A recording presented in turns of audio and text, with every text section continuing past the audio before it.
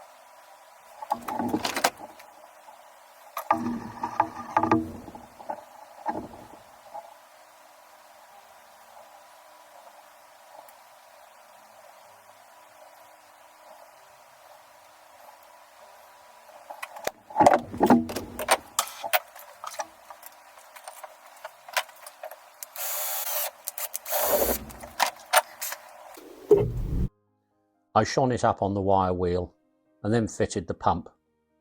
It was only jury-rigged. It was to try the pump. Even I wouldn't do something quite this messy. Well, not often. It all seemed to work, and with the engine at idle, the carburettor showed no signs of overfilling. It was time for a test run to Launceston and back, see our friends at the steam railway.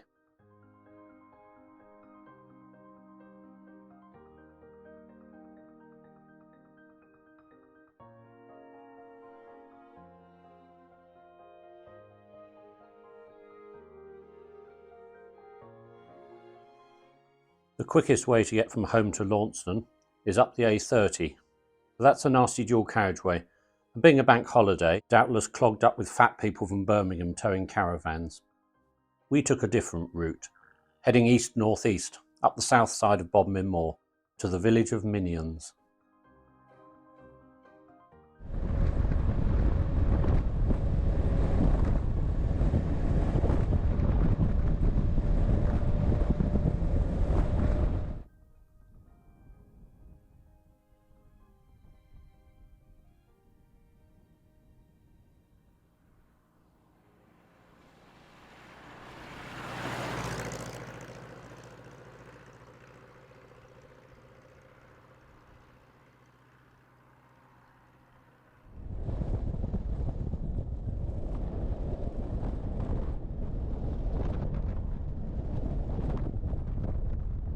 The local authority insisted on removing the colourful sign after a few months because they were worried about children standing in the road and being photographed. Doesn't matter, there's still plenty of other people to try and run over.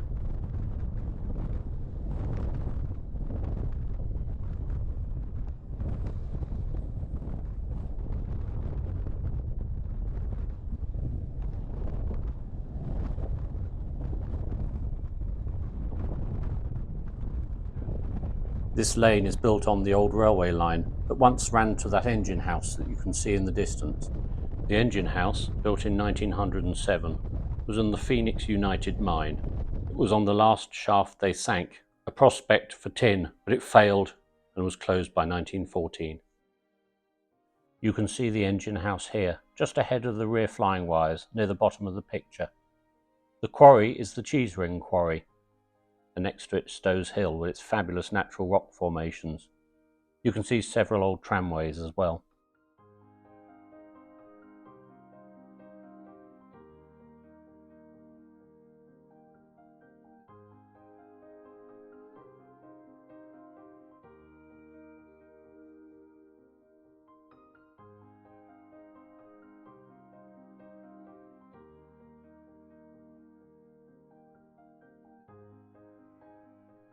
Minions Village is in the centre of the picture. Just this side of it are two Neolithic stone circles. Those concrete bases in the foreground are all that remains of a Canadian artillery camp that was set up during the Second World War. Used for training by the British, Canadians and Americans, there was even an airstrip for Osters and Cubs to land on. It was probably just a couple of 100 yards of moorland with the worst of the rocks removed.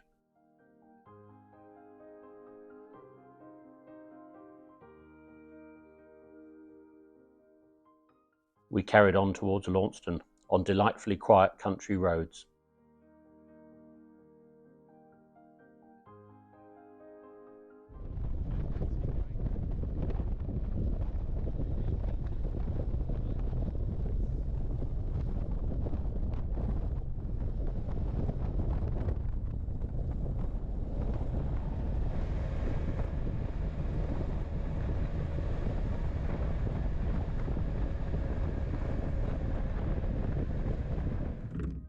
We had a minor stoppage. There seemed to be air in the fuel system. I took the pipe off the carburettor and ran the pump until all the air had come out. It seemed to solve the problem. We had taken quite a lot of tools in the back of the car, along with spare petrol, lots of petrol pipe and a squeezy bulb hand pump. If necessary, the teenage getaway driver would be promoted to riding mechanic.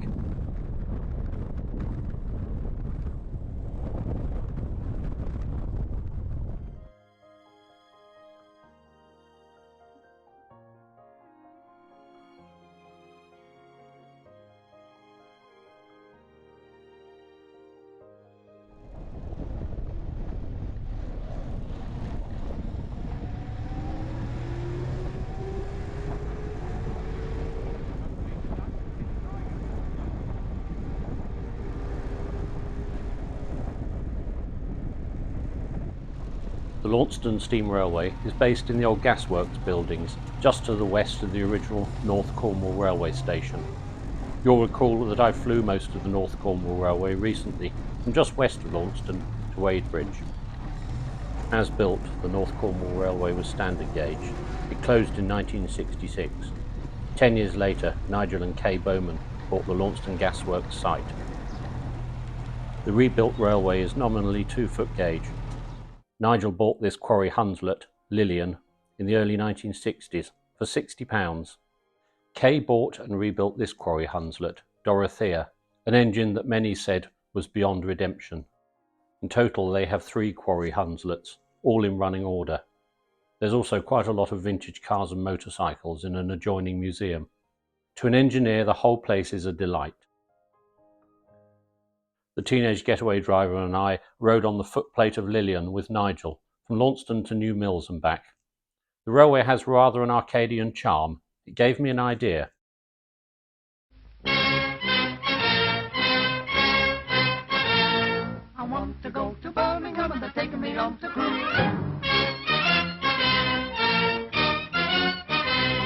Oh, Mr. Porter, what a funny man you are.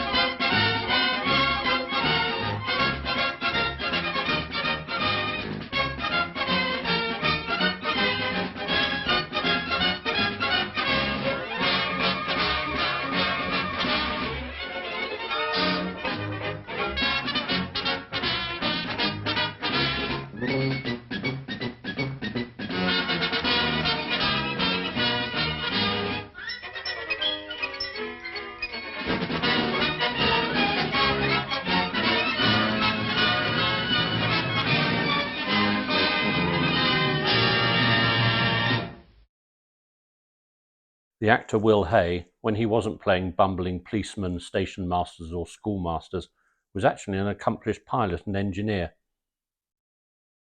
He'd learnt to fly in the 1920s and owned his own SE-5A aircraft, this one, which, unusually, was fitted with a 120 horsepower Air Disco V8. He also gave flying lessons to Amy Johnson.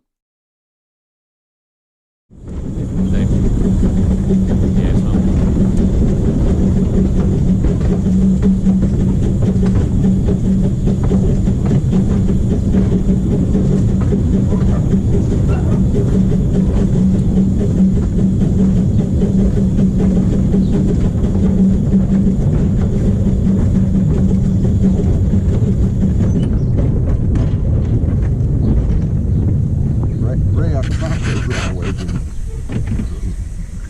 Now we see you yet.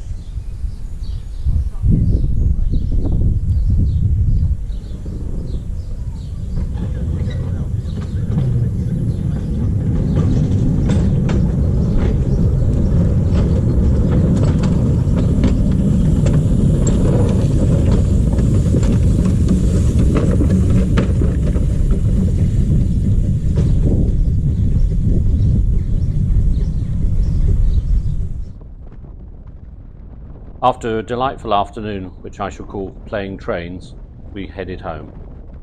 In spite of being a bank holiday, the roads were near deserted. There's something quite marvellous about bowling along country roads in an open vintage car. It's just as fast as a modern. The teenage getaway driver had a GPS running on his phone. When we got home, he saw that we had peaked at 57 miles an hour. That's not bad going.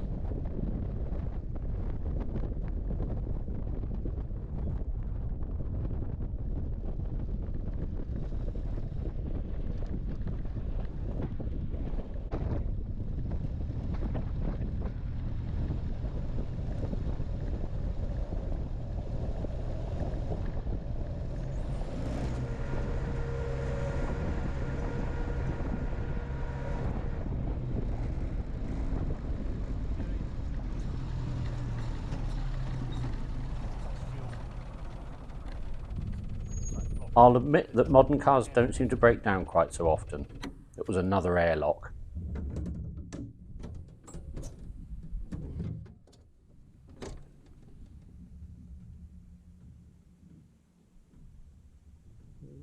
What are you doing?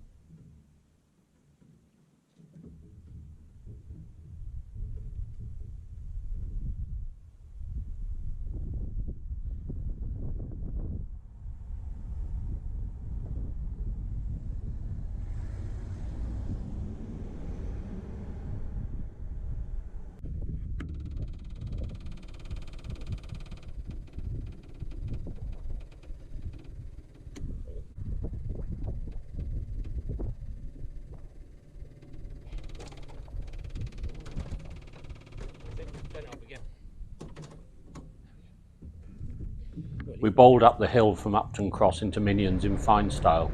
The Canadians took the top off that railway bridge, if you're wondering. It was the railway down to the Phoenix United mine, long closed by then, and the small archway hindered their lorries full of ammunition.